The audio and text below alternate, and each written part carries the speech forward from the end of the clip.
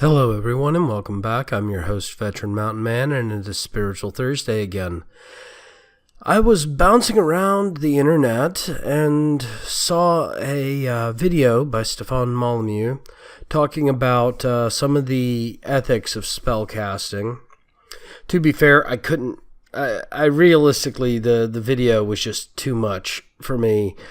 He was doing a phone call from a young woman that was not mentally strong enough to understand that an older man simply wanted to have a pretty young woman on his arm.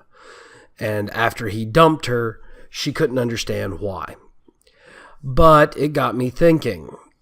In the pagan community, we don't talk about this a lot.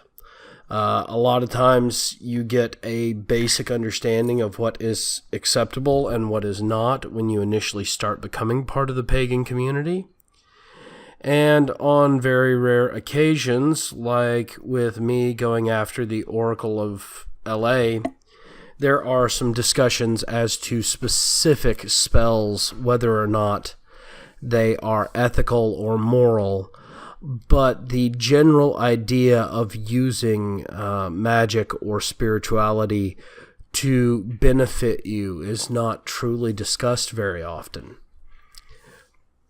And one of the things I tend to bring up is the fact that when you're not harming someone and doing something to benefit you, that by definition is not immoral. Now, if you're doing something that will harm someone and bring benefit to you, that definitely becomes immoral. But now here's the real question. How do we figure out if it's going to harm someone?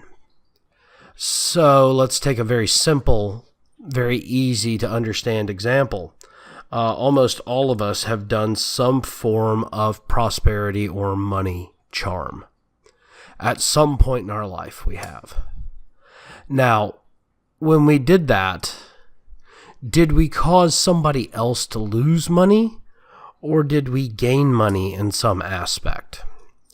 Now, I know mine were calls for increasing my overall general wealth, and usually after them, I have received work offers or have won, small jackpots while playing video lottery or things of that kind of nature.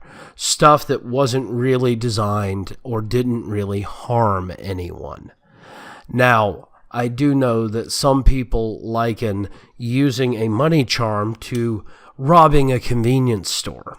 And I don't think that that's necessarily a true equivalence there.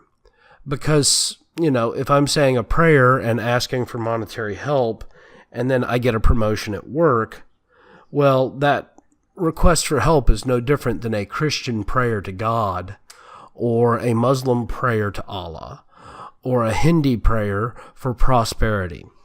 And so in that instance, it's not immoral. It's just an appeal to a higher power. Now, if you're doing something to directly harm someone or to incapacitate or halt their ability to do something, that would be immoral.